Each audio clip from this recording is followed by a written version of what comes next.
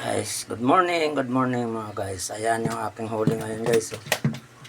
Itong linggo, itong araw na to linggo. 15. Ayan guys, huli. Ubos na yung hangin ko guys eh. Ayan. Ayan mga guys. Ang huli ko.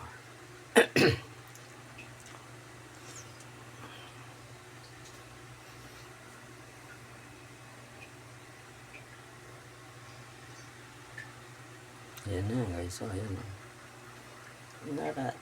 Yun ang inaabot eh. Ang bala. Ayan. Mga guys. Tsaga na lang sa ilog para may ulam. Ayan guys.